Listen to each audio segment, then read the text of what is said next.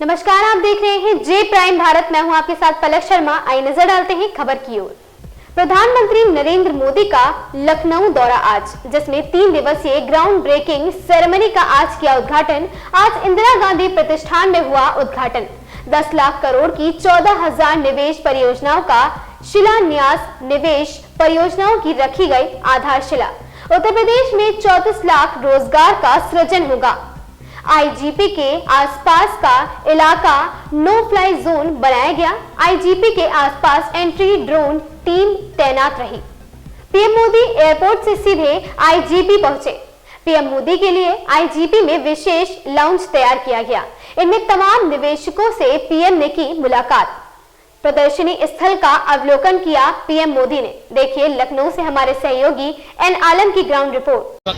हम मौजूद हैं राजधानी लखनऊ के इंदिरा गांधी प्रतिष्ठान में, जहां पर आपको बता दें कि 3 दिवसीय ग्राउंड ब्रेकिंग सेरेमनी का यहां पर आयोजन किया गया है। और इस आयोजन में 10 लाख करोड़ का जो निवेश हुआ है उसको लेकर प्रधानमंत्री स्वयं 14,000 परियोजनाओं का शिलान्यास करेंगे। आपको बता दें कि इस कार्यक्रम में पीएम मोदी यहां पर पहुंचकर संबोधित कर रहे हैं। और आपको बता दें इस कार्यक्रम में जिस तरह से 34 लाख युवाओं को रोजगार देने की बात कही जा रही है, इसमें तमाम जिस तरह से यहाँ पर जो लोग आए हुए हैं उसमें तमाम ऐसे लोग हैं जो बड़े बड़े इंडस्ट्रियल से जुड़े हुए हैं। और मोदी के संबोधन में जिस तरह से पीएम मोदी ने जो बात कही है उसमें बता रहे हैं कि आज जिस तरह से निवेश यहाँ पर निवेश बढ़ रहा है, उत्तर प्रदेश में जिस तरह से निवेश बढ़ रहा है, और उसके साथ साथ युवाओं को रोजगार की जो बड़ी समस्या थी उस समस्या को लेकर के भी बात कही जा रही है कि यहाँ पर तमाम जो परियोजनाएं हैं उसको लेकर के यहाँ जो बात कही जा रही है उसमें काफ़ी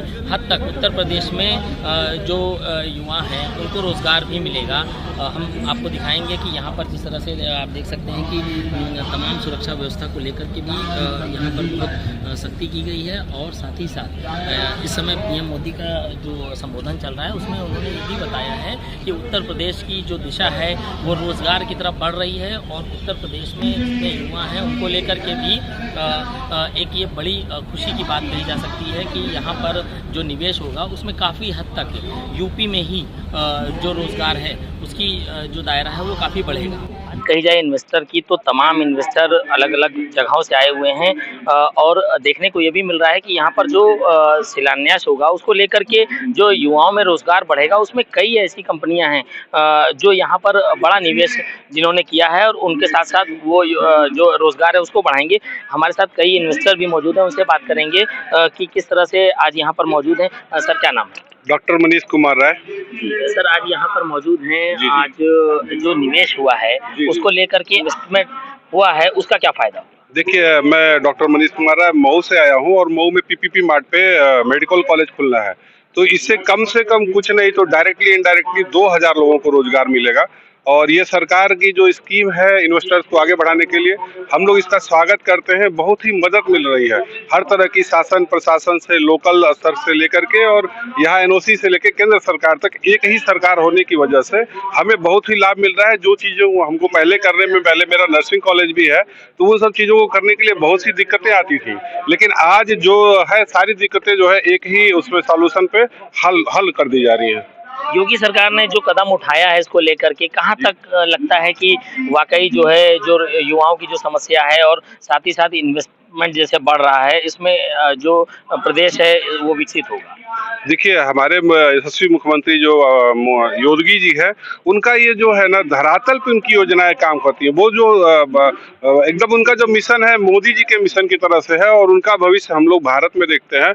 और बहुत ही गर्व की बात है कि हमारे देश के ऐसे मुख्यमंत्री हैं, प्रदेश के ऐसे मुख्यमंत्री हैं जो कहते हैं वो करते हैं। आज प्रदेश में जो अपराध मुक्त माहौल हुआ है उसकी वजह से हम लोग खुल के इन्वेस्टमेंट कर पाते हैं। उसमें भी तमाम हमारे साथ लोग जुड़ रहे हैं जिन्होंने इन्वेस्ट किया है। सर क्या नाम है?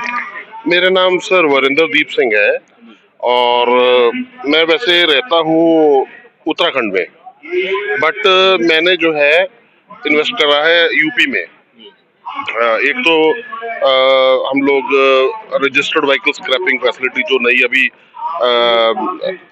नॉर्थ जो है मिनिस्ट्री ऑफ रोड ट्रांसपोर्ट ने लॉन्च की थी 2022 में, तो उस पॉलिसी के भीतर हमने इन्वेस्ट करा है और वो उस पॉलिसी में जो गाड़ी जो 10 साल पुरानी है और 15 साल पुरानी पेट्रोल वाली गाड़ी है, उसमें हमने उसको डिस्ट्रॉय करने का, उसको काटने के लिए, और उसके एवज में भारत सरकार ने अनाउंस करा था कि 15% या 20% जो भी स्टेट गवर्नमेंट तय करेगी और भारत सरकार तय करेगी, वो बेनिफिट मिलेंगे उसको व्हीकल ओनर। तो लगता है कि जिस तरह से जो है ये आज शिलान्यास होगा बड़ी परियोजनाओं का, तो इसमें जो ये रोजगार है वो एक युवाओं का एक बड़ा मुद्दा है। इस पर कहाँ तक जो है सफलता यूपी को मिलेगी? देखिए, रोजगार का जो मुद्दा है, इसमें दो बातें हैं। एक तो रोजगार जो लोग हैं वो एजुकेटेड भी नहीं है, और वो लोग जो कहते हैं उसमें तालीम तो कमी है ही है, और उसके बाद उनके पास एक्सपीरियंस भी कुछ नहीं है, और वो उनके पास हुनर भी नहीं है। वो लोग कहते हैं कि हमें रोजगार दो, रोजगार दो। रोजगार का अवसर बहुत है, ऐसी बात नहीं है। भारत में आप रोजगार देखोगे कि आज आप मजदूर ढूंढने जाओ तो मजदूर नहीं मिलता, लेकिन अब आदमी मजदूरी करना नहीं चाहता, और उसके पास मजदूरी के अलावा उसके पास कुछ हुनर भी नहीं है। तो जब हुनर नहीं होगा तो दूसरा आदमी कैसे रख देगा? और एजुकेशन की बात करें तो वो उसने कर ली होगी ग्रेजुएशन भी। ग्रेजुएशन करने के बाद उसको देखोगे तो उससे आप लेटर लिखवाओगे तो लेटर तक नहीं लिखनी आती। आप कहाँ तक मानते हैं कि आज जो आयोजन इसका जो हो रहा है 3 दिवसीय ग्राउंड ब्रेकिंग सेरेमनी का, ये कहाँ तक सफल मानी जाएगी? देखो, सफलता तो ऐसा, देखो मैं आपको बताऊं स्ट्रेट फॉरवर्ड बात, सरकार जो है आपको प्रोत्साहन थोड़ा दे सकती है, एनवायरनमेंट अच्छा कर सकती है। सफलता असफलता उद्यमी के हाथ में है, उसकी पॉलिसीज के हाथ में है।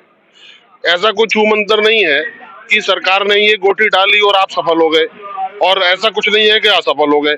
सफलता असफलता जो है, आप जो उद्यमी है उसकी पॉलिसी के ऊपर है, उसके पास उसकी फाइनेंशियल एबिलिटी के ऊपर है, उसकी वर्किंग कैपेसिटी के ऊपर है, वो क्या चुनता है, उसके जो प्रोडक्ट बनाने जा रहा है उसकी मार्केट में क्या वैल्यू है, डिमांड है।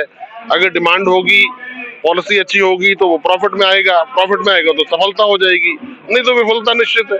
विफलता तो आनी अगर पॉलिसी अच्छी नहीं होगी।